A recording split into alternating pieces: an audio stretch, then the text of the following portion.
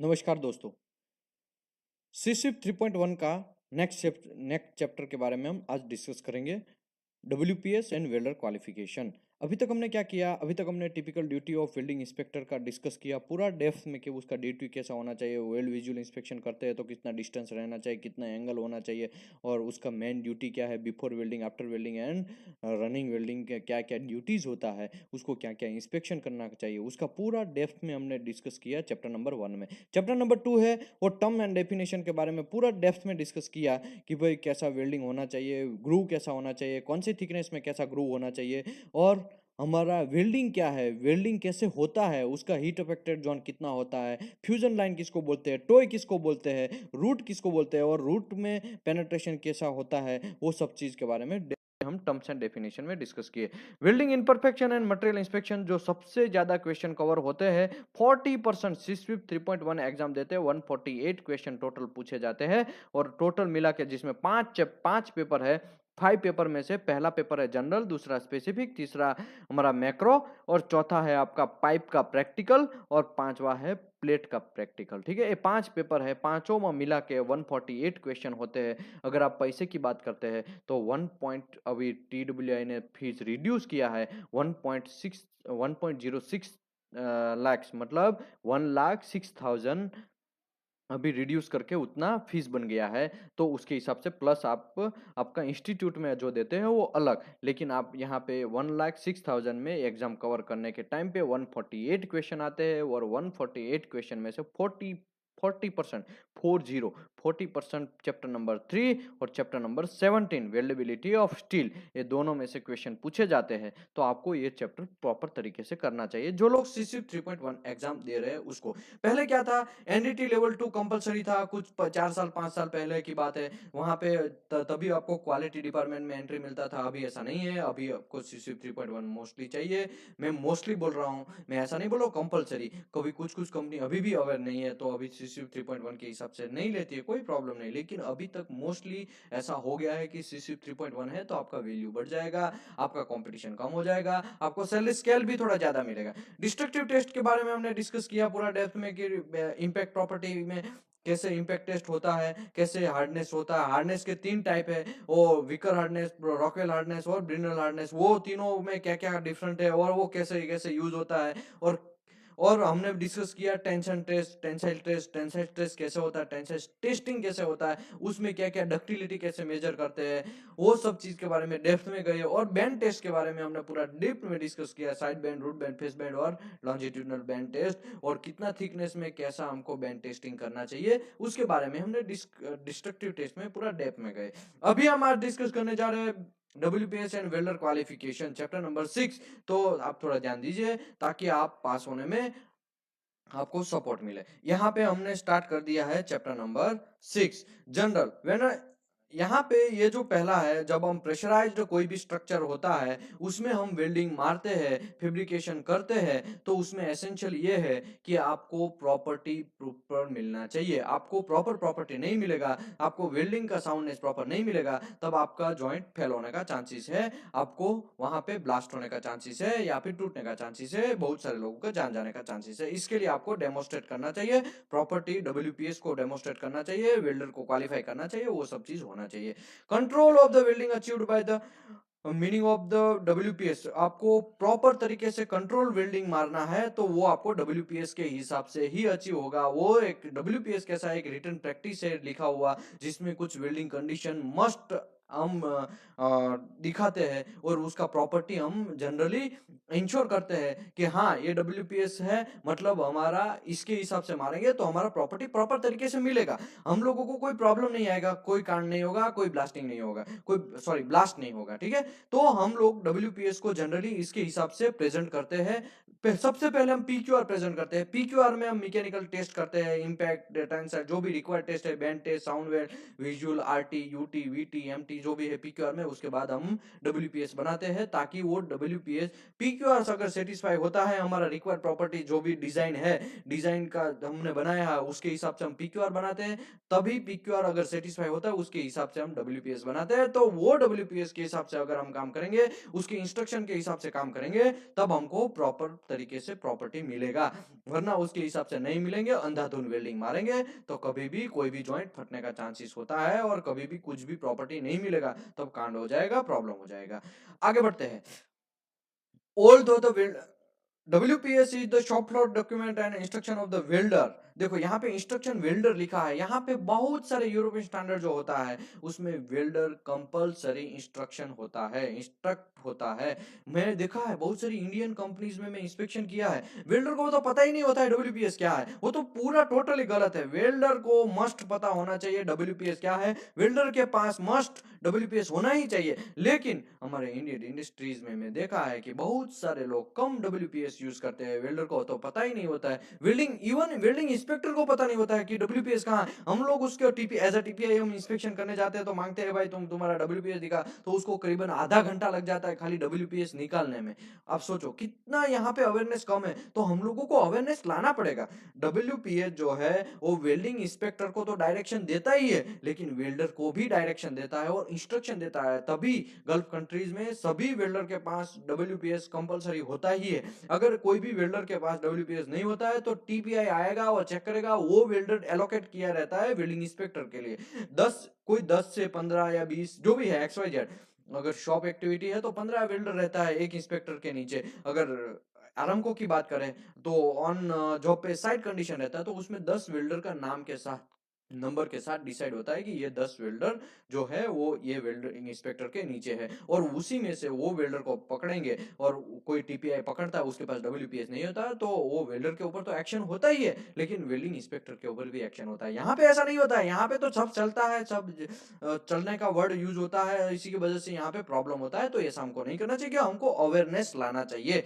हमारा कहने का मतलब यह है कि यहाँ पे डब्ल्यूपीएस है वो shop floor document instruction of welder को भी करता है, वेल्डिंग इंस्पेक्टर को भी बताए, और दोनों फेमिलियर होना चाहिए। वेल्डर भी फेमिलियर होना चाहिए और वो भी अंडरस्टैंड होना चाहिए डब्ल्यूपीएस, और वेल्डिंग इंस्पेक्टर को भी अंडरस्टैंडिंग होना चाहिए डब्ल्यूपीएस कैसे होता है, क्या होता है, वो सब चीज के बारे में वेल्डिंग इंस्पेक्टर को वेल्डर को पता होना चाहिए। Qualification welding procedure specification, qualified welding procedure specification.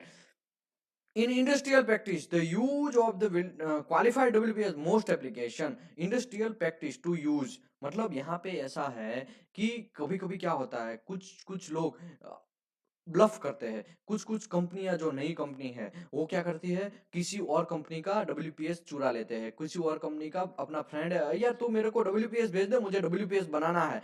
वो सब चीज गलत है। हाँ, आप रेफरेंस ले सकते हैं, आप उसने क्या क्या डेटा यूज किया वो आप जस्ट आंखों के नीचे से पास कर सकते हैं कि हाँ उसने ऐसा ऐसा डेटा लिया था, हम भी ऐसा लेंगे तो हमारे लिए अच्छा है, हमारा डिजाइन का ये रिक्वायरमेंट है, हमारा कोड का ये रिक्वायरमेंट है। कोड को साथ में रखना है, पुराना डब्ल्यूपीएस भी आप रख सकते हैं, उसके हिसाब से आप अपने हिसाब से डिजाइन आपके रिक्वायरमेंट के हिसाब से आपको डेटा ले सकते हैं, लेकिन आप किसी का कॉपी पेस्ट नहीं ले सकते। मैं एग्जांपल के तौर पे एलएनटी है और रिलायंस का कॉपी पेस्ट, ठीक है एलएनटी तो वो स्टैंडर्ड कंपनी है, मैं रिलायंस में काम कर रहा हूं, मैं एलएनटी का ही पूरा कॉपी पेस्ट मार लेता हूं, टोटली गलत है, ऐसा नहीं करना चाहिए। आपको मोस्ट एप्लीकेशन कंडीशन में डब्ल्यूपीएस क्वालिफाई करना ही पड़ेगा। और हमने सेक्शन 9 जो किया था उसमें भी क्लियर वर्ड था, आप किसी का कॉपी पेस्ट नहीं ले सकते, आपको कंपलसरी डब्ल्यूपीएस क्वालिफाई करना पड़ेगा आपको। अभी दूसरी बात, वेल्डर को भी क्वालिफाई करना पड़ेगा। हाँ, एलएनटी का वेल्डर क्वालिफाई है तो रिलायंस कंपनी में मैं उसको इंटरव्यू करके ले लिया रिलायंस के अंदर, ठीक है एलएनटी में क्वालिफाई है ना तो क्वालिफाई आ जा, ऐसा होता ही नहीं है, ये सब टोटली गलत है। यहाँ पे बहुत सारी कंपनी में ऐसा होता है, वो गलत बात है, आपको ऐसा इंप्रूव करना चाहिए। कोड भी जनरली इसको मना करता है कि आपको डब्ल्यूपीएस कंपलसरी क्वालिफाई करना पड़ेगा, और वेल्डर को भी कोई दूसरी कंपनी से अपनी कंपनी में आता है तो उसको भी क्वालिफाई करना पड़ेगा, उसको बिना क्वालिफाई करके आप रख नहीं सकते हैं, और तो डायरेक्टली आप लेके फिर उसको तुरंत प्रोडक्शन वेल्डिंग में यूज नहीं कर सकते, टोटली गलत है।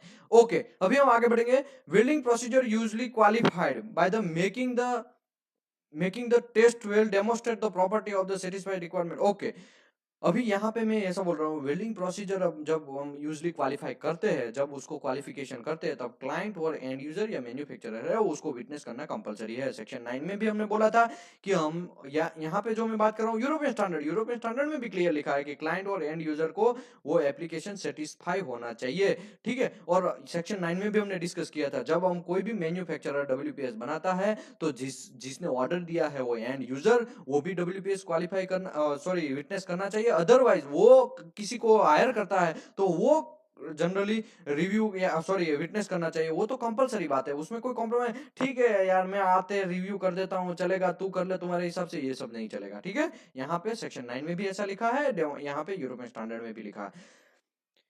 डब्ल्यूपीएस क्या करता है, जनरली मैकेनिकल प्रॉपर्टी है उसको डेमोस्ट्रेट करता है। मैकेनिकल प्रॉपर्टी क्या क्या है, हमने आगे के चैप्टर में डिस्कस किया कि हमारा वेल्ड मेटल के ऊपर जो इफेक्ट करता है वो मैकेनिकल प्रॉपर्टी है, impact property, hardness, corrosion resistance, फिर हमारा बैंड टेस्ट, वो सब चीज मैकेनिकल प्रॉपर्टी है, वो हमका हमारा सेटिस्फाई होना चाहिए एज अ पीक्यूआर में। और पीक्यूआर में क्वालिफाई होता है तभी हम डब्ल्यूपीएस में वो चीज लिख सकते हैं और आगे बढ़ सकते हैं। अगर हमारा एग्जाम्पल के तौर पे -20 डिग्री में मेरा एक प्रेशर वेसल है, ठीक है, और मेरे पास पीक्यूआर है, वो मैं बना रहा हूँ वही सेम मटेरियल सेम, देखो आपको पीक्यूआर बनाना है, सेम ग्रेड सेम मटेरियल और सेम इलेक्ट्रोड यूज कर रहे हो, उसी के हिसाब से पीक्यूआर बनाना पड़ेगा। आप वो थिकनेस का टेम्परेचर का वो चीज सब लिया, ठीक है, आपने वेल्डर को वेल्डिंग मारने के लिए बोला, एक पीक्यूआर का टेस्ट पीस प्रिपेयर किया, टेस्ट पीस प्रिपेयर करने के बाद उसमें वेल्डर को मरवाया, मरवाने के बाद फिर हम विजुअल इंस्पेक्शन किया, एमटी आरटी यूटी वीटी जो भी रिक्वायर्ड है वो प्रॉपर्टी किया, उसके बाद हम उसको मैकेनिकल टेस्ट में डालते हैं, डिस्ट्रक्टिव टेस्ट में डालते हैं, इंपैक्ट प्रॉपर्टी में। इंपैक्ट प्रॉपर्टी में हमको पता ही नहीं है कि यहाँ पे हमारा डिजाइन टेम्परेचर -20 डिग्री है, लेकिन हम लोग पीक्यूआर करवा रहे हैं -15 डिग्री तक, और हमारा -15 डिग्री तक पास हो जाता है, फिर हम क्या जल्दी जल्दी बना देते हैं डब्ल्यूपीए, लेकिन वो -20 डिग्री में भी फेल होने का चांसेस है, क्योंकि हमारा माइनस पीक्यूआर जो बनाया -15 डिग्री तक ही बनाया, हमको -20 तक हमारा रनिंग कंडीशन है, तो हमको यहाँ पे फेल होने का चांसेस है। तो हमको डिजाइन के हिसाब से मैकेनिकल प्रॉपर्टी को सेटिस्फाई करना पड़ेगा। अगर यहाँ पे -20 है तो -21 लेना चाहिए या -20 तक लेना चाहिए, जो भी है हमारा प्रॉपर्टी सेटिस्फाई होना चाहिए, और हमारा जो वेल्डिंग मारा है वो फ्री फ्रॉम डिफेक्ट होना चाहिए, उसमें कोई भी डिफेक्ट नहीं होना चाहिए, ठीक है। आगे बढ़ते हैं।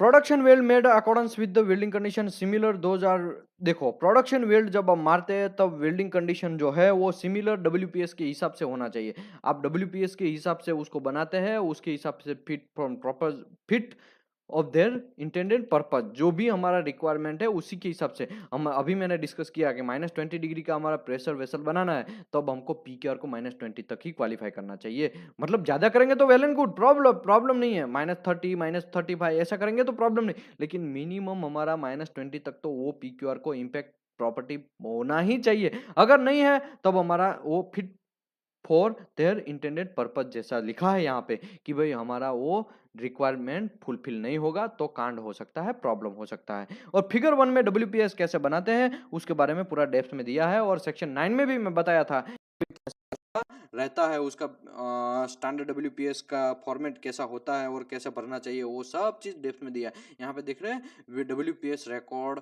नंबर, पहला रिकॉर्ड नंबर है, डेट है कौन सी डेट में क्वालिफाई कर रहा है, उसके बाद क्वालिफाइड टू कौन से स्टैंडर्ड से है, यहाँ पे अगर यूरोपियन है तो यूरोपियन स्टैंडर्ड लिखा है, company name TWI limited, example के तौर पे खाली TWI ने अपना नाम लिख के बनाया है एक डब्ल्यूपीएस। उसके बाद सपोर्टिंग पीक्यूआर कौन सा यूज किया है वो लिखा है, reference document, material and joint qualification. Material and joint qualification क्या होता है, मटेरियल जॉइंट क्वालिफिकेशन जैसे कि ये सब एसेंशियल वेरिएबल है, और एसेंशियल सप्लीमेंट्री और नॉन एसेंशियल वेरिएबल पूरा डब्ल्यूपीएस में कंपलसरी क्वालिफाई होना ही चाहिए, सब चीज लिखना ही चाहिए। और पीक्यूआर में आप एसेंशियल वेरिएबल नहीं लिखेंगे तो चलेगा, लेकिन डब्ल्यूपीएस जो बनाते हैं तब आपको वो लिखना ही चाहिए। ये सब चीज यहाँ पे दिखाया है, इलेक्ट्रिकल कैरेक्टरिस्टिक कैसा होता है और पोजिशन कैसा होता है, फिलर मेटल का क्या है, वो सब चीज डेप्थ में दिखाया है, तो आप देख सकते हैं, ठीक है। आगे बढ़ते हैं।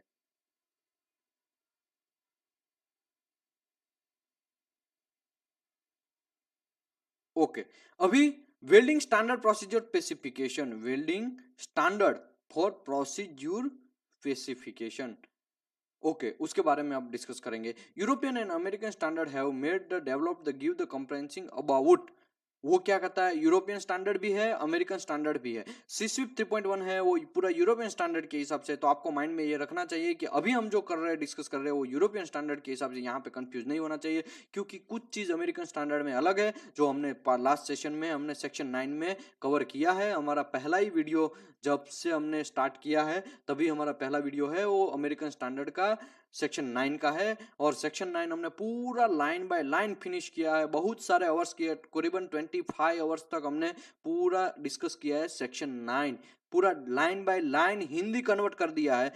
ठीक है, आगे बढ़ते हैं। How how a weld test piece must be made the demonstrate the joint property.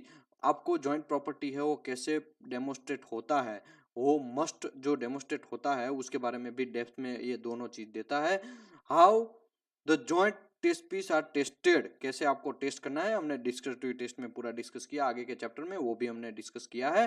What welding detail need to be included in W, क्या क्या वेल्डिंग डिटेल हमको चाहिए उसके बारे में भी हम आगे डिस्कस करेंगे, और रेंज क्या होना चाहिए उसके बारे में भी हमको डेप्थ में पता होना चाहिए। और जो रेंज वैसे ही सेक्शन 9 में हमने किया है, लेकिन यूरोपियन स्टैंडर्ड में भी कुछ अलग है, उसके बारे में कहाँ पे ये सब चीज लिखा है, ये सब लिखा है principle of European standard specify 3 requirement. पहला है EN ISO 15614 जो है वो specification qualification welding procedure for metallic material welding, ये आपको याद रखना है। ठीक है, ये आपको कोड याद रखना है। उसमें पार्ट 1 जो है ये आपको क्वेश्चन आएगा, ये पूरा लाइन बाय लाइन क्वेश्चन आएगा, नीचे ISO ऑप्शन दिया जाएगा, EN ISO 15614 ऐसा करके 4 आगे कर देगा, 1 पीछे कर देगा, 6 आगे कर देगा, तो आपको 15614 जो है specification and qualification of welding procedure for the metallic material welding procedure test, ऐसा करके आपको याद ही रखना है लाइन बाय लाइन। ठीक है, ये क्वेश्चन आएगा। टोटल ये चैप्टर में से 4 क्वेश्चन पूछे जाएंगे सीस्विप 3.1 एग्जाम के लिए, तो आपको ये सब चीज याद रखना है। पार्ट नंबर 1 जो है वो जो है पार्ट नंबर 1 वो arc and gas welding steel of arc welding निकल एंड निकल अलॉय के लिए है पार्ट 1, और दूसरा पार्ट 2 है वो, देखो पहला जो है arc and gas welding of steel and arc welding निकल एंड निकल अलॉय के लिए, लेकिन पार्ट 2 है वो एल्यूमिनियम एंड इट्स अलॉय के लिए है। ठीक है, अमेरिकन स्टैंडर्ड की बात करें तो सेक्शन 9 जो है वो पूरा वेसल एंड पाइप वर्क के लिए है और प्रेशर सिस्टम के लिए है। उसमें भी अगर स्ट्रक्चर की बात करें तो वो AWS D1.1 है, और स्ट्रक्चर में वो स्टील की बात करें D1.1, और अगर एल्यूमिनियम की बात करें तो AWS 1.2 है। ठीक है, इसके बारे में हम ही ऑलरेडी समझा चुके हैं, पूरा लंबा सेशन लिया है, तो आप आगे के सेशन देखेंगे तो उसमें आपको ज्यादा समझ में आएगा। Qualification process of welding procedure, qualification process for welding procedure, तो आपको क्वालिफिकेशन कैसे करना है उसके बारे में डेप्थ में अभी हम जाएंगे। देखो सबसे पहले आपको जॉइंट प्रॉपर्टी को डेमोस्ट्रेट करना पड़ेगा, उसके बाद आपको जो डेटा है वो पूरा आपको पता होना चाहिए, WPS में क्या क्या डेटा लिखना है उसके हिसाब से, और some alternative ways can return the WPS। जब आप WPS रिटर्न करने बैठते हैं तो आपके पास कुछ अल्टरनेटिव वेज का ऑप्शन दिया गया है यूरोपियन स्टैंडर्ड में, वो आप adopt the standard of welding procedure, कहां से, qualification by adopted by standard welding procedure, standard welding procedure से वहां से आप एडॉप्ट कर सकते हैं। ठीक है, क्या WPS का फॉर्मेट, WPS कैसा बनाना है वो एडॉप्ट ले सकते हैं। और दूसरा है हमारा ओके, उसी में थोड़ा देख लेते हैं, test weld previously qualified document by other manufacturer. आप खाली एडोप मतलब ले सकते हैं, उसमें पूरा आप जनरली उसको एक्सपीरियंस ले सकते हैं, हाँ भाई इसने ऐसा मारा था तो ऐसा हम ले सकते हैं, इसने मारा था तो हम उसको लेके डेमोस्ट्रेट करते हैं वहां पर, लेकिन डेमोस्ट्रेट तो आपको करना ही है। ठीक है, आप भले ही उसका आप लेंगे उसका WPS रेफरेंस के लिए, लेकिन आपको रेफरेंस किधर भी डालना नहीं है। आप ऐसा लिखेंगे कि मैं थर्मेक्स का WPS यूज किया, LNT का WPS यूज करके मैं मेरी कंपनी का बनाया, रिलायंस का WPS यूज करके मेरी कंपनी का बनाया, ऐसा नहीं लिख सकते आप। खाली जस्ट आपके आंखों के नीचे से पास कर सकते हैं, आप जस्ट देख सकते हैं, रीड कर सकते हैं, रीड करने के बाद वही आप उसमें हमारा जो WPS हमारा ऑर्गेनाइजेशन का बनाना है वो बना सकते हैं, ऐसा यहाँ लिखा है। ठीक है, एडोप्ट कर सकते हैं। फिर दूसरा qualification based on the previous welding experience, आपकी कंपनी को प्रीवियस वेल्डिंग एक्सपीरियंस है उसके हिसाब से भी आप आगे बढ़ सकते हैं और डब्ल्यूपीएस बना के आप आगे ले सकते हैं। टेबल नंबर जो 1 है उसमें पूरा डेप्थ में दिखाया है कि भाई प्रोसीजर क्वालिफिकेशन जो है यूरोपियन स्टैंडर्ड में जो test means and ASME section 8 AWS required sequence action in table number 1। तो टेबल नंबर 1 अभी हम देखेंगे टेबल नंबर 1 में क्या है। ये जो है टेबल नंबर 1 है, सबसे पहले आपको typical sequence of the welding procedure mean of the test weld, सबसे पहले आपको वेल्डिंग इंजीनियर को प्रीलिमिनरी डब्ल्यूपीएस बनाना पड़ेगा। पीडब्ल्यूपीएस सबसे पहले आपको, कोई भी टेस्ट कूपन ले रहे हैं, आपका ऑर्गेनाइजेशन अगर नया है तब भी आपको प्री डब्ल्यूपीएस बनाना पड़ेगा। प्रीलिमिनरी डब्ल्यूपीएस बनाना पड़ेगा। प्रीलिमिनरी डब्ल्यूपीएस मतलब आपके एक्सपीरियंस के हिसाब से पहले हाथों से लिखेंगे, अदरवाइज आप किसी और कंपनी का आप एक्सपीरियंस लेके किसी और कंपनी का एडॉप्ट करके आप लिखेंगे। उसके बाद आपको क्या करना है, उसके हिसाब से आपको एक टेस्ट पीस बनाना है। टेस्ट पीस बनाने के बाद कोई एक वेल्डर को बुलाना है, भाई वेल्डर आजा तो वेल्डिंग मारना स्टार्ट कर। यहाँ पे लिखा है welder make a test coupon accordance with pre WPS. हमको ये जो प्रीलिमिनरी डब्ल्यूपीएस बन गया, देखो प्रीलिमिनरी डब्ल्यूपीएस कैसे बनाना, मैं आपको 2 ऑप्शन दिए। पहला ऑप्शन है आपका कंपनी का लास्ट एक्सपीरियंस के हिसाब से आप बनाएंगे, या और दूसरा ऑप्शन है आप कोड के हिसाब से, मतलब वही यहाँ पे लास्ट एक्सपीरियंस कोड के हिसाब से भी आप बना सकते हैं। और दूसरा है आप किसी और कंपनी का एडॉप्ट ले सकते हैं, किसी और कंपनी। ये मैं पूरा बात कर रहा हूँ, पूरा यूरोपियन स्टैंडर्ड की बात कर रहा हूँ, ठीक है। मैं अमेरिकन सोसाइटी का बात नहीं कर रहा हूँ, आपको ये गौर करना चाहिए। आगे बढ़ते हैं।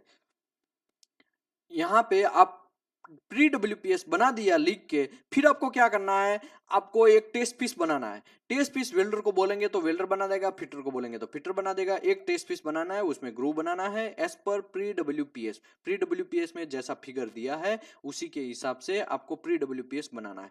प्री डब्ल्यूपीएस बनाने के बाद फिर वेल्डर को बोलना है तू रन बाय रन वेल्डिंग मार, फिर वो रन बाय रन वेल्डिंग मारेगा। ऑल चीज आपको लिखना है। पहला रन रूट मारा तो रूट में कितना गैप था, लेंथ विड्थ कितना था, वो सब चीज पहले लिखना है। फिर रूट मारा, रूट का कितना करंट लिया, एम्पियर कितना लिया, रूट के बाद कब कितना कितना इलेक्ट्रोड उसमें यूज किया, वो सब चीज लिखना है। उसके बाद दूसरा पास मारते हैं तो कितना पास खत्म हुआ, कितना लेंथ में वो इलेक्ट्रोड चला, और इसका हीट इनपुट कितना रहा, कौन सा डाया का इलेक्ट्रोड यूज किया, सब चीज आपको वापस लिखना है। हीट रूट में रन बाय रन आपको पूरा का पूरा लिखना है। फाइनल कैपिंग वेल्डिंग जब जो भी है सब चीज लिखने के बाद फिर यहाँ पे क्या लिखा है, welder inspector record all welding condition used to make the test coupon called as a run condition। as run condition आपको पूरा लिखना है। an independent examiner और examining body या third party inspector may be requested to monitor the procedure qualification. आपको जो independent जो रहता है, जैसे कि आपका एग्जांपल के तौर पे बोल रहा हूँ, एक एलएनटी है, ठीक है। आपको ऑर्डर मिला है एक रिलायंस का, रिलायंस ने एलएनटी को ऑर्डर दिया है कि मुझे ऐसा वेसल बना दो। फिर क्या हुआ, यहाँ पे एंड यूजर हो गया रिलायंस, हमारा मैन्युफैक्चर हो गया एलएनटी। अभी रिलायंस क्या करेगा, एक थर्ड पार्टी, उसको खुद ना आना पड़े। कभी कभी कैसा होता है, इतना सारा रिलायंस बड़ा कंपनी है, उसको खुद काम करना ना पड़े या खुद किसी वहां पे विटनेस करना ना जाना पड़े, और हम उसको एंश्योरिटी लेने के लिए वो एक थर्ड पार्टी को हायर करेगा। थर्ड पार्टी कौन कौन है इंडिया में, बहुत सारी कंपनियां है, लॉयड है, टीयूवी नॉर्ड है, एचजीएस है, ब्यूरो वेरिटास है, और इंडियन रजिस्ट्रार है, और बहुत सारी कंपनियां हैं थर्ड पार्टी, उसको हायर करेगी, उसको बोलेगी कि आप मेरा प्रोजेक्ट पूरा हैंडल करिए और आप देखिए ऐसा, तो उसको बोलते हैं थर्ड पार्टी। एग्जामिनेशन अलग से भी, कोई भी एग्जामिनर बॉडी भी अलग से होता है, गवर्नमेंट भी बॉडी रहता है, गवर्नमेंट भी विटनेस करता है, कभी कभी ऐसा होता है, कभी कभी तो ऐसा भी होता है। तो यहाँ पे आपको विटनेस करना है, मे बी रिक्वेस्टेड, आपको रिक्वेस्ट करना है, उसको अगर करना चाहे तो वो कर सकता है, ठीक है। मे बी मतलब रिकमेंडेशन है, कोई यहाँ पे कंपलसरी नहीं है, ठीक है। आपको करना है तो कर सकता है, लेकिन आपको जो मैन्युफैक्चरर है उसको तो कंपलसरी, उसके इंस्पेक्टर तो कंपलसरी करना ही है, उसमें कोई कॉम्प्रोमाइज नहीं है, ठीक है। आगे बढ़ते हैं। रन बाय रन चेक किया, फिर वो फाइनल वेल्डिंग हो गया। फाइनल वेल्डिंग होने के बाद सबसे पहले आपको विजुअल एग्जामिनेशन करना है। विजुअल एग्जामिनेशन अगर पास होता है तभी आपको एमटी और पीटी दोनों में से कोई एक चीज करना है, अगर आपको डाउट लगता है तो। एंड दूसरा आरटी और यहाँ पे विजुअल एग्जामिनेशन तो कंपलसरी हो ही गया, देखिए, ठीक है। फिर आपको एमटी और पीटी दोनों में से एक चीज कंपलसरी करना है, और आरटी और यूटी दोनों में से कोई एक चीज कंपलसरी करना है। आपको यहाँ पे एनडीटी भी हो गया। सबसे पहले आपका टेस्ट पीस लिया, टेस्ट पीस लेने के बाद आपने उसमें वेल्डिंग मारा, और run by run welding inspector ने नोट किया, फिर उसने विजुअल एग्जामिनेशन किया, विजुअली चेक किया, पीस ओके हो गया, फिर एमटी और पीटी दोनों में से एक चीज किया, फिर आरटी और यूटी दोनों में से एक चीज किया, वो भी पास हो गया। चलो इतना सब में पास हो गया। अगर विजुअल में पास नहीं हुआ तब भी फेल हो गया पूरा टेस्ट पीस। वापस आपको दूसरा टेस्ट पीस लेना पड़ेगा, दूसरा क्राइटेरिया लेना पड़ेगा, दूसरा प्री डब्ल्यूपीएस बनाना पड़ेगा, वो सब चीज प्रोसीजर है। पीटी और एमटी दोनों में से कोई एक चीज फेल हुआ तब भी आपको दूसरा बनाना पड़ेगा। आरटी और यूटी दोनों में से कोई एक चीज फेल हुआ तब भी आपको दूसरा बनाना पड़ेगा, ठीक है। दोनों में से कोई एक करना है। आगे बढ़ते हैं। तो test coupon is destructive test. अभी क्या होगा, इतना सब चीज कर लिया, विजुअल करने के बाद एमटी और पीटी कर लिया, दोनों में से कोई एक, आरटी और यूटी दोनों में से कोई एक कर लिया, फिर आपको डिस्ट्रक्टिव एग्जामिनेशन में जाना है। डिस्ट्रक्टिव एग्जामिनेशन में कौन है, tensile, bend and macro, this is the compulsory. ये तीनों तो आपको कंपलसरी करना ही है। टेंसाइल टेस्ट करना है आपका टेस्ट पीस का, बेंड टेस्ट करना है और मैक्रो एग्जामिनेशन करना है। वो तीनों तो कंपलसरी करना ही है। तीनों में से भी फेल होता है, कोई एक में भी फेल होता है, तब भी आपका टेस्ट पीस फेल हो गया, आपको वापस प्री डब्ल्यूपीएस बनाना पड़ेगा। लेकिन ये तीनों पास होते हैं। तो अगर, हाँ, दूसरी बात, यहाँ पे कोई कोड है, कोई स्टैंडर्ड है, आपको अलग से कोई रिक्वायरमेंट है, जैसे कि हार्डनेस का अलग रिक्वायरमेंट है, इंपैक्ट प्रॉपर्टी का अलग रिक्वायरमेंट है, कोरोजन रेजिस्टेंस का अलग रिक्वायरमेंट है, तो वो आपको अगर करना है, क्लाइंट बोलता है, कोड बोलता है, एप्लीकेशन स्टैंडर्ड बोलता है, आपका स्पेसिफिकेशन बोलता है, आपका क्लाइंट बोलता है, तब भी वो भी आपको करना पड़ेगा। लेकिन आपको ये तीन तो कंपलसरी करना ही है। Tensile, bend and macro test, ये तीनों तो आपको टेस्ट पीस में डब्ल्यूपीएस बनाते हैं उस टाइम पे करना ही है। लेकिन एक्स्ट्रा रिक्वायरमेंट अगर आपके स्पेसिफिकेशन में है, तो हार्डनेस, इंपैक्ट, कोरोजन, वो भी अगर करना है तो आप कर सकते हैं और करना पड़ेगा आपको। आगे बढ़ते हैं। चलो ये सब चीज भी पास हो गया, टेंसाइल पास हो गया, बेंड टेस्ट पास हो गया, उसके बाद आपका मैक्रो पास हो गया, और इंपैक्ट का अलग से रिक्वायरमेंट था तो वो भी पास हो गया, अगर अलग से हार्डनेस का रिक्वायरमेंट था वो भी पास हो गया। चलो, लेकिन वो पास होने के बाद क्या करना है, हमारा जो डब्ल्यूपीएस जो बनाया था हमने, WPQR welding procedure qualification record is prepared by the welding engineer given detail. अभी हमारा WPQR बनेगा। WPQR में हमको ये सब चीज ऐड करना पड़ेगा एज रन कंडीशन। हमने पूरा क्या क्या लाइन बाय लाइन चेक किया था, वो कि कितना करंट लिया, वोल्टेज कितना लिया, कौन सा डाई इलेक्ट्रोड यूज किया, वो रिजल्ट ऑफ एनडीटी में विजुअल, पीटी और एमटी दोनों में से कोई एक, आरटी और यूटी दोनों में से कोई एक, ये सब चीज का रिजल्ट लिखना पड़ेगा, एक्सेप्ट है या रिजेक्ट जो भी है। फिर डिस्ट्रक्टिव एग्जामिनेशन में, डिस्ट्रक्टिव में टेंसाइल, बेंड और मैक्रो, ये तीनों तो कंपलसरी है। अगर क्लाइंट का अलग से रिक्वायरमेंट है हार्डनेस, इंपैक्ट, कोरोजन का, तो वो भी आपको लिखना है। उसके बाद welding condition allowed for the production welding. फिर आपका वो जो बना, वो पूरा हमने डेटा डाल दिया, उसी को बोलते हैं WPQR, मतलब WPS। आपका WPS सब तैयार हो गया। और इफ, यहाँ पे और एक कंडीशन है, if a third party inspector is involve, he will be requested to sign the WPQR in true record is test. आपको थर्ड पार्टी जिसने भी विटनेस किया, not only third party, client ने विटनेस किया तो उसका भी आपको साइन लेना है, थर्ड पार्टी ने विटनेस किया तो उसका भी साइन लेना है। मुझे कुछ कोई लोग व्हाट्सएप पे मैसेज किया था कि भाई आपको थर्ड पार्टी का साइन लेना कंपलसरी है, तो देखो भाई, यूरोपियन स्टैंडर्ड में कोई कंपलसरी नहीं है, ठीक है। अमेरिकन स्टैंडर्ड की बात करें तो अमेरिकन स्टैंडर्ड में अगर एंड यूजर ने थर्ड पार्टी को हायर किया है, उसके जो आईटीपी है उसका स्पेसिफिकेशन में उसने विटनेस लिखा है, तब आपको कंपलसरी उसमें साइन लेना ही पड़ेगा, आपको कोई कॉम्प्रोमाइज नहीं कर सकते। और एंड यूजर अगर वहां आपका आईटीपी है उसमें लिखा है विटनेस, तो आपको एंड यूजर का भी आपको जनरली साइन लेना पड़ेगा, विटनेस करवाना पड़ेगा। लेकिन रिव्यू लिखा तो सबका साइन लेना ही कर पड़ेगा, ठीक है। ये सब चीज आपको एज पर आपका आईटीपी के हिसाब से चलना पड़ेगा, ठीक है। अभी हमारा ओरिजिनल टॉपिक पे चले जाते हैं।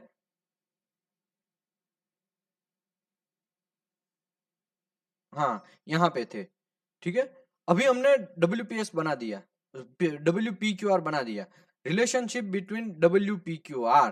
अभी तक हमने क्या किया, अभी तक हमने WPQR बना दिया कि हाँ, वो सब चीज ऐड कर दिया कि हमने एनडीटी के ऐड किया, एनडीटी के बाद डीटी ऐड किया, विजुअल एग्जामिनेशन ऐड किया, रन बाय रन कंडीशन जो है वो सब ऐड किया, वो सब बना हमारा WPQR। सबसे पहले हमने क्या किया, प्री WPS बनाया, प्री डब्ल्यूपीएस के हिसाब से हमने पूरा डिजाइन बनाया कि ग्रूव बनाया, उसमें वेल्डिंग मरवाया, उसमें विजुअल एग्जामिनेशन करवाया, एमटी और आरटी दोनों में, एमटी और पीटी दोनों में से कोई एक करवाया, और आरटी और यूटी दोनों में से कोई एक करवाया। उसके बाद हमने डिस्ट्रक्टिव में गया, डिस्ट्रक्टिव एग्जामिनेशन में टेंसाइल, बैंड और मैक्रो करवाया, और अगर क्लाइंट का अलग से रिक्वायरमेंट हो तो आप अलग से कुछ भी हार्डनेस, इंपैक्ट और कोरोजन डाल सकते हैं। वो सब चीज करने के बाद आपने पूरा का पूरा run by run condition, visual, ये सब चीज एक पेपर पे लिखा, और वो जो पेपर का फॉर्मेट है वो बन गया WPQR। ठीक है, अभी आपको क्या करना है, WPQR का आपको WPS में कन्वर्ट करना है। तब आपको ये जो जितना ऐड किया वो प्लस नॉन एसेंशियल वेरिएबल दोनों को मिक्स करके आपको WPS में लिखना पड़ेगा, तब वो बन गया WPS। एक फॉर्मेट है WPS का, भी मैंने आगे पहले बताया था इसके जस्ट पहले कि भाई WPS का फॉर्मेट क्या होता है। वो फॉर्मेट में पूरा सब चीज लाइन बाय लाइन ऐड करना है, सब चीज लिखना है, वो बन गया हमारा WPS। ठीक है, अभी मैं बात करता हूं यहाँ पे दोनों का रिलेशनशिप क्या है। तो यहाँ पे मुझे ज्यादा इसमें पढ़ने का जरूरत नहीं है, ये मैं पूरा डिस्कस कर ही लिया दोनों का रिले। लेकिन essential variable, non essential variable का मैं बात कर लेता हूँ। एसेंशियल वेरिएबल मतलब ऐसा वेरिएबल जो वेरिएबल की mechanical property of weldment, mechanical property effect करेगा, तो वो वेरिएबल को बोलते हैं एसेंशियल वेरिएबल। एग्जांपल के तौर पे आपका एक वेल्ड जॉइंट है, उसमें हमारा एक जॉइंट रिपेयर आया, एक पोरोसिटी आया, तो आपका वेल्ड मेटल प्रॉपर्टी के ऊपर इफेक्ट पड़ा, तो उसी को बोलते हैं मैकेनिकल प्रॉपर्टी। ठीक है, एग्जांपल के तौर पे हमारा एक जॉइंट है, वो एक टेंसाइल स्ट्रेंथ उसका 250 है, लेकिन हमने वेल्डिंग ही ऐसा मारा कि वो 230 आया। 250 होना चाहिए लेकिन 230 आया, तो उसको बोलते हैं मैकेनिकल प्रॉपर्टी पे इफेक्ट पड़ना, तो हमको रिक्वायर्ड प्रॉपर्टी नहीं मिला, तो उसी को बोलते हैं essential variable. Essential variable is the variable the effect of the mechanical property of the weldment, तो उसी को बोलते हैं essential variable. And if the change beyond the limit specified by the standard with required WPS for requalify, अगर ये change हो जाता है, आपको 250 चाहिए लेकिन 230 आ गया, तब आपको रिक्वालिफाई करना पड़ेगा पूरा WPS को, वो नहीं चलेगा, आपको रिक्वायर्ड प्रॉपर्टी तो होना ही चाहिए। नॉन एसेंशियल वेरिएबल मतलब ऐसा variable, a variable that must be specified on WPS। देखो मस्ट यहाँ वर्ड है, मैं अभी तक मैं WPQR में मैं बोला कि वहां पे लिखने का जरूरत नहीं है, आपको PQR में लिखने का जरूरत नहीं है, लेकिन यहाँ पे देखो PQR की जगह WPQR लिखा। ठीक है, यहाँ पे आपको ज्यादा कंफ्यूज होने का जरूरत नहीं है, अमेरिकन स्टैंडर्ड में हम PQR ही बोलते हैं, लेकिन यहाँ पे यूरोपियन स्टैंडर्ड में WPQR है। ठीक है, और प्री WPS है, यहाँ पे हम वहां पे स्टैंडर्ड WPS बोलते हैं अमेरिकन सोसाइटी के ASME में, लेकिन यूरोपियन स्टैंडर्ड में थोड़ा अलग है, नाम अलग है, बाकी सब मोस्टली सेम है। ठीक है, आपको एसेंशियल वेरिएबल कंपलसरी आपको डालना ही पड़ेगा, उसमें कोई कॉम्प्रोमाइज नहीं है। आपको अगर एसेंशियल वेरिएबल नहीं डालेंगे तब भी प्रॉब्लम है आपको। WPS में यहाँ पे लिखा है, देखिए, variable that must be specified in WPS में आपको नॉन एसेंशियल वेरिएबल डालना ही पड़ेगा, but does not have a significant effect in mechanical property of weldment can be changed without need to requalify। Example के तौर पे एक वेल्डर है, ठीक है, वो ग्रूव है, ग्रूव जे जॉइंट है, लेकिन जे की जगह आपका ड्राइंग में जे जॉइंट दिया है और आपका WPS में यू जॉइंट है, तो वो नॉन एसेंशियल वेरिएबल है। मटेरियल डिजाइन, जॉइंट डिजाइन और नॉन एसेंशियल वेरिएबल है, तब आपको WPS को जस्ट रिक्वालिफाई करना पड़ेगा, सॉरी आपको क्या करना पड़ेगा, रिवीजन करना पड़ेगा, आपको रिक्वालिफाई करने का कोई जरूरत नहीं है। ठीक है, मेरा कहने का यहाँ पे मतलब है, लेकिन एसेंशियल वेरिएबल में कोई भी चेंज होता है तब आपको WPS को रिक्वालिफाई करना कंपलसरी बन जाता है, उसमें कोई कॉम्प्रोमाइज नहीं है। आगे बढ़ते हैं। It is because of the essential variable have a significant effect of the mechanical property of the control variable govern qualifying range of the determine that can be written in WPS। यहाँ पे मैं आपको ज्यादा बोला वही सब चीज है, यहाँ पे ज्यादा कोई नया नहीं है। ठीक है, ओके, अभी आपको WPS क्वालिफाई नहीं होता है, एग्जांपल के तौर पे प्री WPQR में कुछ चीज फेल हो गया, ठीक है, WPQR में कुछ चीज फेल हो गया, इम्पैक्ट प्रॉपर्टी आपको चाहिए था लेकिन आपका फेल हो गया, आपने चेक किया तो बराबर आपको नहीं मिला, मतलब आपका हीट इनपुट कुछ कांड हो गया होगा वेल्डिंग मारने में, या आपका ग्रूव डिजाइन प्रॉपर तरीके से नहीं हुआ होगा, या फिर आपको जनरली इलेक्ट्रोड गलत सिलेक्शन किया होगा, कुछ भी रीजन की वजह से आपका WPQR फेल हो गया, तब आपको रीक्वालिफाई करना पड़ेगा, दूसरा एक WPQR लेना पड़ेगा, दूसरा PWPS बनाना पड़ेगा, और उसके हिसाब से आपको वापस WPQR बना के फिर आपको WPS में जाना पड़ेगा। ठीक है, तो वो जो कभी कभी क्या होता है, कुछ चीज में रिपेयर आया, एग्जांपल के तौर पे स्टार्टिंग में ही अब एक रिपेयर आ गया, ठीक है, वो वेल्डिंग जॉइंट मारा है, WPQR जब बना रहा है उसी टाइम पे एक रिपेयर आ गया, तो आपको वो जो इफेक्टेड है उसको रिमूव करके फिर वेल्डिंग मारेंगे, और फिर मैकेनिकल प्रॉपर्टी अगर आपका अचीव होता है तब वो WPQR है वो WPS में कन्वर्ट होने में कोई प्रॉब्लम नहीं है। ठीक है, मेरा कहने का यहाँ पे मतलब ये है कि एक जॉइंट है, जॉइंट में एक रिपेयर आ गया, ठीक है, आप जब WPQR बना रहे थे उसी टाइम पे एक जॉइंट बनाया, जॉइंट में एक रिपेयर आया, रिपेयर आपको अटेंड करने के लिए वो जो रिपेयर जो आया उसको रिमूव करना है, रिमूव करने के बाद आपने रिपेयर अटेंड किया, फिर वेल्डिंग मारा, फिर आपने मैकेनिकल प्रॉपर्टी करवाया, इंपैक्ट, टफनेस, टेंसाइल जो भी है, बैंड वगैरह सब करवाया, पहले जैसा ही हमने पूरा फॉलो किया और हमारा प्रॉपर्टी मिल गया हमको, तब वो WPS में कन्वर्ट करने में कोई प्रॉब्लम नहीं है। ठीक है, यहाँ पे यही लिखा है। आगे बढ़ते हैं, देखो यहाँ पे उसने क्लियर लिखा, most of the welding process variable are same, mostly European and American standard, mostly same essential variable. ठीक है, ज्यादा फर्क नहीं है, कुछ फर्क है वो नीचे के टेबल में दिया गया है, तो उसी के बारे में हम आगे बात करेंगे।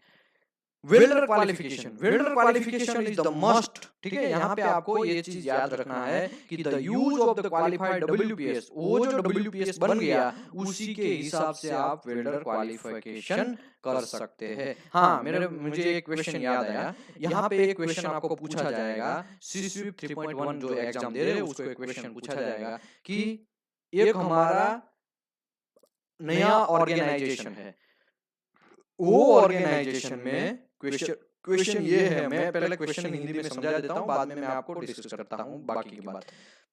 आपका एक नया ऑर्गेनाइजेशन है, वो ऑर्गेनाइजेशन में WPS तो है नहीं, तब आप वेल्डर को तो आपके पास, देखो वेल्डर कब क्वालिफाई होता है, वेल्डर WPS जब होता है कोई भी ऑर्गेनाइजेशन के पास उसके बाद ही क्वालिफाई होता है, WPS से पहले वेल्डर कभी क्वालिफाई नहीं होता है। ठीक है, तो आपके पास नया ऑर्गेनाइजेशन आप बना रहे हैं, या फिर कोई दूसरा एक ऑर्गेनाइजेशन है, या फिर पुराना ऑर्गेनाइजेशन है लेकिन उसको WPS बनाना है, तब हमारे पास वेल्डर तो वैसा क्वालिफाई होगा नहीं।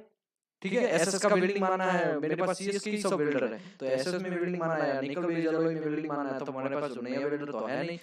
तो कोड आपको एक रिलैक्सेशन देता है कि आप जब नया WPS बना रहे हैं तब आप कोई भी वेल्डर को जो अनक्वालिफाई है उसको ले सकते हैं, अगर वो पूरा पास हो जाता है PQR WPS तो वो वेल्डर भी क्वालिफाई हो जाएगा, आपको ये एक रिलैक्सेशन देता है। तो आपको क्वेश्चन ये है कि can we use the unqualified welder for new qualification of WPS, ऐसा करके क्वेश्चन है, ऑप्शन है, पहला ऑप्शन ये है नो नो इट्स नॉट, दूसरा ऑप्शन है इट्स डिपेंड ऑन स्टैंडर्ड, तीसरा ऑप्शन है welding inspector is very happy to use him,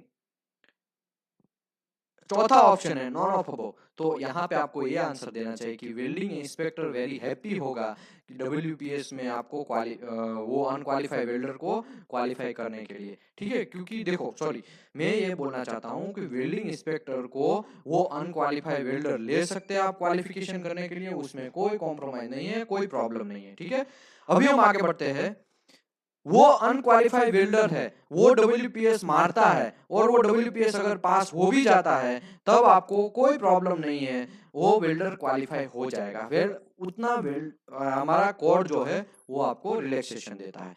आगे बढ़ते हैं, welder also need to have a skill to consistent the sound weld metal free from decay, welder के पास पूरा का पूरा स्किल, प्रॉपर तरीके से वेल्डिंग मारने का स्किल होना चाहिए defect free soundness weld metal के लिए। ठीक है, the use of the qualified WPS acceptance method control production welding, but there will only successful if the welder is able to understand and work accordance with them।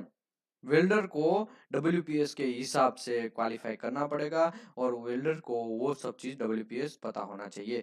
Welding standard have been developed to given the guidance on what the particular test weld are required in order to show that the welder have a skilled and make a particular type of production in particular weld particular material. आप अगर SS का welding मरवा रहे हैं और या निकल beige alloy welding का काम करवा रहे हैं, एल्यूमिनियम का, अगर वेल्डर क्वालिफाई नहीं है और उसको बोलेंगे चल भाई वेल्डर तू यहाँ पे आ जा और एल्यूमिनियम वेल्डिंग मार दे, भले ही तू क्वालिफाई नहीं है, तब क्या प्रॉब्लम होने का चांसेस है? तब प्रॉब्लम ये होने का चांसेस है वो जॉइंट ऑन जॉब पे में भी फटेगा तो प्रॉब्लम होने का चांस है, और ऑन जॉब पे वो जॉइंट में प्रॉब्लम आने का चांसेस है। तब आपको वेल्डर को जनरली क्वालिफाई करना चाहिए, मस्ट है। वेल्डर को क्वालिफाई करके ही आपको आगे बढ़ना चाहिए, प्रोडक्शन वेल्डिंग मानना चाहिए।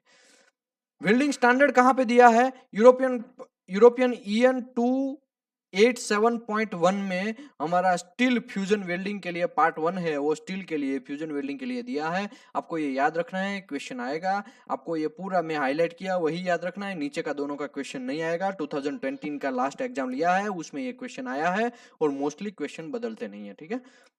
अगर बदलते भी है तो 3-4 साल के बाद बदलते हैं, तो अभी यहाँ 2020 में जस्ट क्वेश्चन मोस्टली बदल गए हैं, तो जो बदल गए उसी की मैं बात कर रहा हूँ। यहाँ पे ये क्वेश्चन आएगा तो 3-4 साल तक आप जो भी एग्जाम दे रहे हैं, अभी मैं 2020 में जून जुलाई में ये सेशन कर रहा हूँ, तो उसके 2-3 साल तक यही क्वेश्चन रहेगा, तो आप इसको याद रखना है कंपलसरी, इसमें कोई कॉम्प्रोमाइज नहीं है। आगे बढ़ते हैं। Qualification test of welder and fusion welding जो दिया है पार्ट 2 में, EN ISO 9606.2 पार्ट 2 में एल्यूमिनियम एंड एल्यूमिनियम अलॉय के लिए, ज्यादा यहाँ पे याद रखने का जरूरत नहीं है, आपको यही याद रखना है, ठीक है। और EN जो 1418 है वो वेल्डिंग पर्सनल के लिए क्वालिफिकेशन किया है। अगर अमेरिकन स्टैंडर्ड की बात करें तो अमेरिकन स्टैंडर्ड में सेक्शन 9 है, वो प्रेशराइज के लिए है, प्रेशर सिस्टम के लिए है। और अगर स्ट्रक्चर की बात करें D1.1 फॉर स्टील के लिए और D1.2 फॉर एल्यूमिनियम के लिए, ठीक है। Qualification process for welder, welder को क्वालिफिकेशन कैसे करना चाहिए उसका टेबल नंबर 3 दिया है, वो टेबल नंबर 3 के बारे में हम ज्यादा डेप्थ में जाएंगे तो आपको ज्यादा पता चलेगा। ये टेबल नंबर 3 है। सबसे पहले आपको क्या करना है, stage of the welder qualification, आपको क्या करना पड़ेगा, welding engineer write the WPS welder qualification test piece, आपको वेल्डिंग इंजीनियर है वो WPS के हिसाब से आपको वेल्डर क्वालिफिकेशन करना पड़ेगा। उसके बाद में welder make the test weld accordance with WPS, तो वेल्डर को WPS जो है, welder make the test weld accordance with WPS में जैसे दिखाया है उसी के हिसाब से वो वेल्डर को टेस्ट पीस बनाना पड़ेगा। उसके बाद welding inspector monitor the welding ensure that welding is working, welder is working accordance with WPS के हिसाब से जो भी करंट वोल्टेज रेंज और वीविंग और विंड स्पीड जो भी है WPS में जो लिखा है वो फॉलो करके वेल्डर को वेल्डिंग मरवाना पड़ेगा। यहाँ पे एकदम सिंपल है, सबसे पहले WPS बनाना ही थोड़ा प्रॉब्लमेटिक है। WPS बनने के बाद आपको कुछ नहीं करना है, WPS में जैसा दिखाया है वैसा आपको टेस्ट पीस लेना है, टेस्ट पीस लेने के बाद वेल्डर को जो भी पोजीशन में क्वालिफाई करना है वो पोजीशन मरवाना है और वेल्डर को बोलना है तो वेल्डिंग मार, वेल्डर वेल्डिंग मारेगा। और उसमें अगर थर्ड पार्टी या क्लाइंट या कोई भी एग्जामिनर एंड बॉडी है जो भी है एंड यूजर है वो अगर विटनेस करना चाहे तो कर सकता है, कोई प्रॉब्लम नहीं। अगर उसने वेल्डिंग मार के फिनिश कर दिया फिर आपको क्या करना है, उसमें विजुअल एग्जामिनेशन करना है, MT और PT दोनों में से कोई एक करना है और RT और UT दोनों में से कोई एक करना है, ठीक है। और सर्टेन मटेरियल कोई है, वेल्डिंग प्रोसेस है, सम डिस्ट्रक्टिव टेस्टिंग में भी रिक्वायर्ड है, बैंड एंड मैक्रो आपको करना है तो कर सकते हैं, कोई प्रॉब्लम नहीं है। बैंड टेस्ट भी कोई कोई लोग करवाते हैं, कोई कोई मैक्रो भी करवाते हैं, ठीक है, तो वो भी आपको करवाना पड़ेगा। क्या करना है, WPS के हिसाब से आपको टेस्ट पीस लेना है, टेस्ट पीस में फिर आपको पोजीशन के हिसाब से वेल्डर को वेल्डिंग मरवाना है, जो भी पोजीशन आपको वेल्डिंग चाहिए ऑन जॉब पे वैसा पोजीशन में वेल्डिंग मरवाना है। फिर आपको विजुअल एग्जामिनेशन करवाना है, MT और PT करवाना है, RT और UT दोनों में से कोई एक, MT और PT दोनों में से कोई एक। फिर आपको अगर चाहे आपको कोई डिस्ट्रक्टिव एग्जामिनेशन का रिक्वायरमेंट है तो बैंड या माइक्रो आपको कंपलसरी करवाना है तो करवा सकते हैं, कोई प्रॉब्लम नहीं है। इसके बाद वेल्डर को क्वालिफाई कर दिया आपने, welder qualification certificate prepare the showing the welding condition, use the test piece on the range qualification allow by the standard of production welding. If the third party उसमें अगर इन्वॉल्व होना चाहता है, अगर विटनेस करना चाहता है तो वो कर सकता है, कोई प्रॉब्लम नहीं है। ठीक है, यहाँ पे ये चीज भी हमारा हो गया, वेल्डर भी क्वालिफाई हमारा हो गया। वेल्डर क्वालिफाई करने में एकदम सिंपल बात है, कोई ज्यादा मच मोड़ नहीं है। वेल्डर क्वालिफाई करने के लिए आपको क्या करना पड़ेगा, सबसे पहले WPS के हिसाब से आपको टेस्ट पीस प्रिपेयर करना पड़ेगा, फिर वेल्डर को बोलना है वेल्डिंग मारो, फिर उसका विजुअल इंस्पेक्शन करना पड़ेगा, रूट का फाइनल कैपिंग और फाइनल कैपिंग हॉट पाथ जो भी है सबका इंस्पेक्शन करना पड़ेगा, और वो इंस्पेक्शन करने के बाद विजुअल एग्जामिनेशन फाइनल करना है। MT और PT दोनों में से कोई एक, RT और UT दोनों में से कोई एक चीज करके फिर आपको अगर डिस्ट्रक्टिव एग्जामिनेशन करवाना है तब आप वो करवा सकते हैं, अगर नहीं करवाना है तो कोई प्रॉब्लम नहीं है, यहाँ पे कोड में ऐसा क्लियर लिखा है। ठीक है, फिर वो वेल्डर को क्वालिफाई हो गया, उसको सर्टिफिकेट बना लेना है। Welder qualification product welding allow, welder qualification होने के बाद वो वेल्डर को आप प्रोडक्शन मानने के लिए अलाउ कर सकते हैं, कोई प्रॉब्लम नहीं है। ठीक है, और एसेंशियल वेरिएबल जो है वो टेबल नंबर 4 में दिया है, वो वेरीफाई होना चाहिए। वेल्डर का भी कुछ एसेंशियल वेरिएबल है, WPS का भी कुछ एसेंशियल सप्लीमेंट्री वेरिएबल है, वो सब चीज सेक्शन 9 में हमने डिस्कस पूरा डेप्थ में किया था, अब वहां पे करेंगे तो समझ में आ जाएगा। लेकिन अगर यूरोपियन स्टैंडर्ड की बात करेंगे तो यहाँ पे नीचे दिखाया है period of validity of welding qualification certificate कितना तक, तो यूरोपियन स्टैंडर्ड 2 साल तक बोलता है, 2 साल तक आपका वेल्डर जब से वो क्वालिफाई हुआ है तभी से 2 साल तक उसको क्वालिफिकेशन आप एक्सटेंड कर सकते हैं, वैलिडिटी उसका 2 साल का है। लेकिन आपको कंडीशन ये है कि वो वेल्डर है, welding and welding coordinator responsible person can confirm the working with in the initial range of qualification. आपको जो रेंज में क्वालिफाई हुआ है वही रेंज में वो 2 साल तक क्वालिफाई हो सकता है, कोई प्रॉब्लम नहीं है। ओके, दूसरी बात, कभी कभी क्या होता है, कभी वेल्डर गल्फ कंट्रीज में ऐसा बहुत सारा चीज होता है कि भाई वेल्डर गांव में चला जाता है, अपनी कंट्री इंडिया में या पाकिस्तान या फिर श्रीलंका या फिलीपीनी में वापस चला जाता है, फिलीपींस में चला जाता है, तब वो बीच में गैप पड़ जाता है। तो कितना गैप चलेगा, तो यूरोपियन स्टैंडर्ड के हिसाब से अगर आप काम करते हैं तो यहाँ पे 6 मंथ का गैप तक चलेगा। लेकिन अगर 6 मंथ के बाद वो वेल्डर घर पे आता है या कोई रीजन की वजह से उसका फ्रैक्चर मतलब एक्सीडेंट हो गया, एक्सीडेंट की वजह से वो थोड़ा टाइम रेस्ट लेता है, तो मिनिमम 6 मंथ का वो इसमें टाइम पीरियड है। 2 साल तक आपने क्वालिफाई तो कर दिया लेकिन 6 मंथ तक उसने वेल्डिंग नहीं मारा, तब उसको रिक्वालिफाई करना पड़ेगा। अगर 6 मंथ के अंदर भी वो फिर स्ट्रक्चर ही मारता रहा तब भी नहीं चलेगा, उसको मिनिमम जो PT MT RT जो भी आपका रिक्वायरमेंट है वो विथ इन रेंज टाइम पे दिखाना पड़ेगा, अगर रेंज नहीं दिखाया तो नहीं चलेगा।